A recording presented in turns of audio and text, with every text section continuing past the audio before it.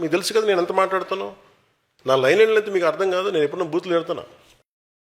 ఏదో ఒకే ఒకసారి ఏదో కొడుకులారా ఒక పదం మాట్లాడాను ఒకే ఒకసారి. దానికి ఈ మధ్యన వాళ్ళు బాధపడుతున్నారు. ఇదివరకు నువ్వు బూతులు మాట్లాడామంటే కరెక్ట్ ఎప్పుడు మాట్లాడా? వైసీపీ వాళ్ళ నాయకుడు వాళ్ళ వ్యక్తులు ఏం మాట్లాడుతారో ఏం మాట్లాడారో విందాం, శ్రద్ధగా విందాం. పవన్ కళ్యాణ్ గారు ప్యాకేజ్ ఇస్తే వచ్చి మాట్లాడిపోతాడు. నలుగురు పిల్లలు కొత్త కారును మార్చినట్టుగా పిల్లాన్ని మారుస్తాడు. 4 ఏళ్లకు ఒకసారి 5 ఏళ్లకు ఒకసారి పిల్లాన్ని మారుస్తాడు. నేను కూడా చూశారు కదా, జగన్మోహన్ రెడ్డి గారు తిడతారు. ఆయన తిట్టలేక కాదు, నేను నాకు ఎవరి వ్యక్తిగత జీవితంలోకి నేను వెళ్ళను. దాన్ని నేను రాజకీయ లబ్ధి కోసం వాడను. అలాగే నేను ఎవరైనా సరే మీరు మాట్లాడేది పబ్లిక్ పాలసీ మీద మాట్లాడతాను. పబ్లిక్ పాలసీ మీద రెస్పాండ్ అయితే రెస్పాండ్ అవ్వండి. నేను తిరిగి చాలా అనగలను, చాలా బలంగా మాట్లాడగలను. కాకపోతే దానివల్ల సమస్యలు పరిష్కారం అవుతాయి అంటే ఖచ్చితంగా పెట్టుకుంటాను. కాదే వ్యక్తిగతంగా మాట్లాడినప్పుడు ఆ సమస్యలు పరిష్కారం అవ్వవు. ఈ పెద్ద మనిషి 4 భార్యలు పెళ్లి చేసుకుంటాడు. 4 ఏళ్లకు ఒకసారి భార్యను మార్చేస్తాడు. ఈ పెద్ద మనిషి నిత్య పెళ్లి కొడుకు మాదిరిగా 4 ఏళ్లకు ఒకసారి భార్యను మారుస్తూ 4 భార్యను పెళ్లి చేసుకోవడం మగతనమా అని చెప్పి నేను అడుగుతా ఉన్నాను. ఇదే పెద్ద మనిషి పవన్ కళ్యాణ్. జగన్మోహన్ రెడ్డి గారిని అడుగుదాం అనుకుంటున్నా. నా పెళ్లిళ్ళ వల్లే రాష్ట్ర విభజన జరిగింది, నా పెళ్లిళ్ళ వల్లే అవినీతి జరిగింది, నా పెళ్లిళ్ళ వల్ల పాపం జగన్మోహన్ రెడ్డి గారు జైలుకి వెళ్ళి ఆ కూర్చోబెట్టి కేసుల్లో ఉన్నారు. ఏంటా మాట్లాడతారు మీరు? వైసీపీ నాయకులు ఏం పిచ్చిగా ఉందా మీకు? తమాషాలుగా ఉందా మీకు? ఏమో మాట్లాడేవాళ్ళు లేదంటే మీ ఇష్టానికి నోరు పేలుతా ఉన్నాయి. జాగ్రత్త, కొంచెం హోషియారుగా ఉండండి. ఇష్టానికి మేము పట్టానికి ఏం లేవు. కొత్తగా ప్యాకేజ్ పవన్ కళ్యాణ్ గారిని కూడా అడుగుతున్నా, అయ్యా పవన్ కళ్యాణ్ గారు, మీకు కూడా 3 భార్యలు, బహుశా 4-5 పిల్లలు. నిన్న కూడా జగన్ రెడ్డి గారు మాట్లాడినప్పుడు, వైసీపీ నాయకుడు జగన్ రెడ్డి గారు మాట్లాడినప్పుడు నేను వారికి ఒకటే తెలియజేయడం జరిగింది. పార్టీలో ప్రతి ఒక్కరికి దయచేసి దీన్ని వ్యక్తిగతంగా చూడకండి దీన్ని. ఎందుకంటే ఇలాగ అందరం చేసి సమస్యని మనం పరిష్కరించాలి, ప్రజల సమస్యలు. అంతేగాని ఆయన అనేది వ్యక్తిగతంగా దానికి మీరు అందరూ స్పందించేస్తే సమస్య మరుగున పడిపోద్ది. దానికి దయచేసి నేను అందరినీ వారించాను. ఇది మా పార్టీ తాలూకు సంస్కృతి. వారి పార్టీ తాలూకు సంస్కృతి ఏంటంటే మీరు ప్రజలకి కష్టాలు ఉన్నాయంటే వ్యక్తిగతంగా తిట్టేయడం, మీద పడిపోవడం. మీరు అలా తిడితే మేము కూర్చోబెట్టి ఆ వల్ల మేము పడం. పోయినసారి వైజాగ్ లో కూడా చెప్పాం, మీరు వ్యక్తిగతంగా ఎన్ని అన్నప్పటికీ మీరు భాషా సంస్కారాలని మర్చిపోయి ఎంత హీన స్థితిలో మాట్లాడినా మేము ఖచ్చితంగా మిమ్మల్ని పాలసీ విధానంలోనే మాట్లాడతాం, స్పందిస్తాం. మాట్లాడితే ప్రతిసారి 3 పెళ్లిళ్ళు అంటే మీరు కూడా చేసుకోండి, ఎవడు కాదన్నాడు? 3 పెళ్లిళ్ళు చేసుకున్నాడు, 3 పెళ్లిళ్ళు చేసి దేనికి అంత బాధ? నాకే సరదా పడి చేసుకోవాలి, నాకు కుదరలేదు. ప్రతిదాన్ని మేము అడిగిందని సరిగ్గా స్పందించండి, ఒక పద్ధతిగా మాట్లాడండి.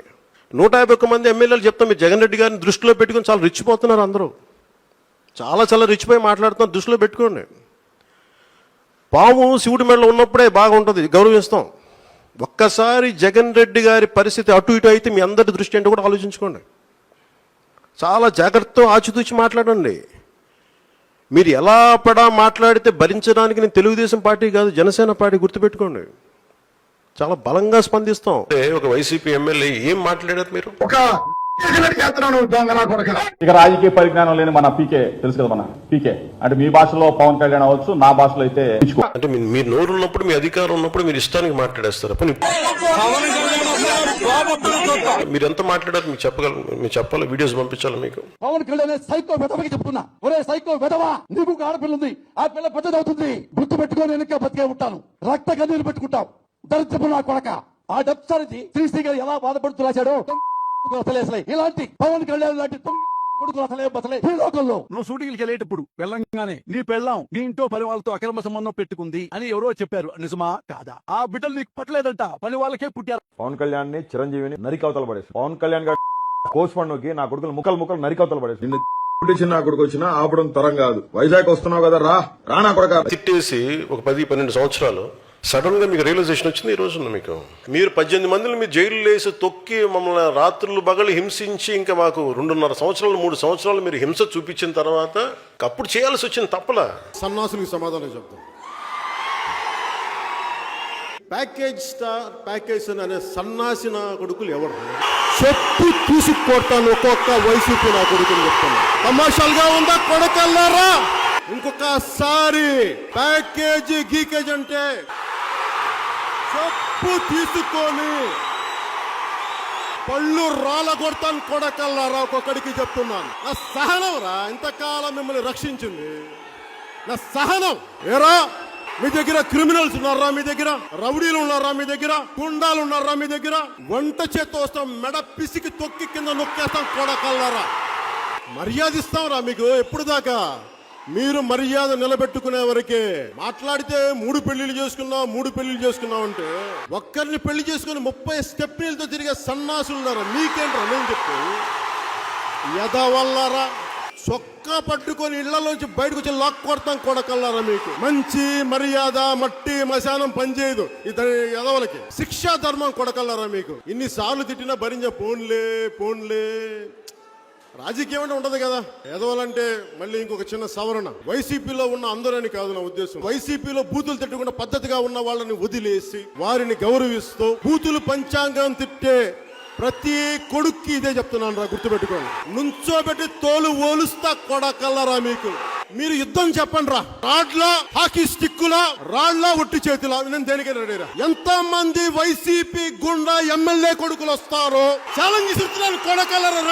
రెండు బయటికి కొడకల్లరా. తోలు తీస్తాను ఒక్కొక్క నా కొడుకు ఎక్కువ మాట్లాడితే. ఇప్పుడు ఇదాకా పవన్ కళ్యాణ్ తాలూకు మంచితనం చూశారు కొడకల్లరా. మీరు సహనం చూశారు, మీరు మంచితనం చూశారు, మీరు వాడి సహృదయత చూశారు మీరు. నేను కూడా నా రాజ్యాంగం, భారత రాజ్యాంగం కల్పించిన హక్కుని, భావ ప్రకటనని ఈ విధంగా నేను కూడా స్వేచ్ఛగా ప్రకటిస్తున్నాను. అప్పుడు కూర్చొని శాంతి వచ్చిన చెప్పండి, సంతోషం అండి, చాలా ఆనందంగా ఉందని మీరు తిట్టినందుకు చెప్తాం. అదే చేస్తాం.